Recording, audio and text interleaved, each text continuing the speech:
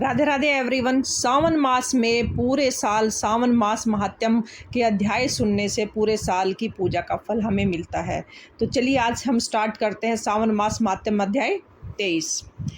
भगवान शंकर संत कुमार से बोले, सावन मास की कृष्ण पक्ष की अष्टमी के दिन वृष राशि के चंद्रमा में अर्धरात्रि के समय इस योग के आने पर देवकी के गर्भ से भगवान श्री कृष्ण का जन्म हुआ था, परंतु सिंह राशि के सूर्य आने पर इस महोत्सव को मनाना चाहिए। अष्टमी तिथि से पहले सप्तमी के दिन दातुन करके अल्प भोजन करें।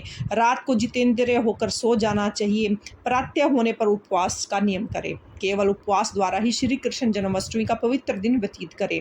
केवल उपवास करने से ही मनुष्य को 7 जन्म के किए पापों से छुटकारा मिल जाता है। अष्टमी के दिन तिलों के साथ नदी में स्नान करना चाहिए। शोभन या स्थान में देवकी की स्तुति का घर को बनाकर उसे नाना प्रकार के रंगों के कपड़ों से, कलश और तथा फूलों से सजाएं। दीपमाला, पुष्प, चंदन, अगरबत्ती, धूप बत्ती जलाकर वहां गोकुल के कृष्ण चरित्र का वर्णन करें। वाग, शब्द, नृत्य, गान आदि से उस दिन को मनाएं। 16 उपचार द्वारा देवकी मंत्र से देवकी की पूजा करें। वेणु, वीणा, निनाद सहित गायन आदि से किन्नरों द्वारा स्तुति कीजिए। श्रृंगार, दर्पण, दुर्वा, धृष, कलश धारण किए किन्नरों से सेवित अपने स्थान पर खूब प्रसन्न मुख देव माता देवकी कृष्ण के सहित वासुदेव के साथ चारपाई पर लेटी हुई दिखानी चाहिए। सब पाप नाशर्ध आदि से पढ़ने तथा अंत में नमः जोड़कर युक्त अलग अलग नाम से कीर्तन पूजा करें। देवकी, वासुदेव, बलदेव, नंद, यशोदा की अलग अलग पूजा करें। चंद्रमा के निकलने पर श्री हरि का ध्यान करते हुए चंद्रमा को अर्घ देकर कहना चाहिए, हे हरि रोहिणी कांत, आप मेरे अर्घ को स्वीकार करें। श्री कृष्ण जन्माष्टमी का यह व्रत 1 करोड़ एकादशियों के व्रतों के तुल्य माना जाता है। इस प्रकार रात को पूजा करके नौवीं को प्रातःकाल देवी भगवती विंध्यवासिनी का कृष्ण तुल्य महोत्सव मनाएं। ब्राह्मणों को भोजन कराकर दक्षिणा दें। भगवान वासुदेव पर मुझ पर प्रसन्न हो, मैं आपको नमस्कार करता हूँ। जो देवी तथा भगवान श्री कृष्ण का प्रतिवर्ष महोत्सव करता है वह सभी फलों को प्राप्त करता है और साथ साथ आरोग्य तथा अतुलनीय सौभाग्य भी प्राप्त करता है और अंत में वैकुंठ धाम को जाता है।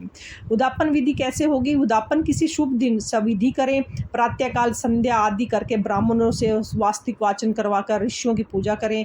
सोने की भगवान कृष्ण की प्रतिमा बनवाएं। मंडप में ब्रह्मादि देवताओं की स्थापना करें। उस पर तांबे या मिट्टी का कलश रखकर उसे रजत या बांस का पात्र रखें।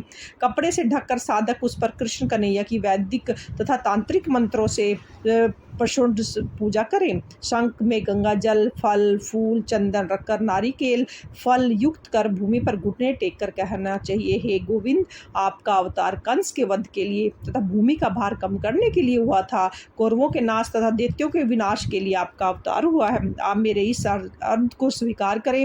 हे प्रभु वासुदेव, आपको मेरा नमस्कार है। आप इस भवसागर से मेरी रक्षा करें। इस प्रकार प्रार्थना करने के पश्चात ही रात्रि जागरण करें। अगले दिन जनार्दन की पूजा करके मूल मंत्र द्वारा पायस, तिल और शुद्ध घी से 108 बार होम करके आहुति दें।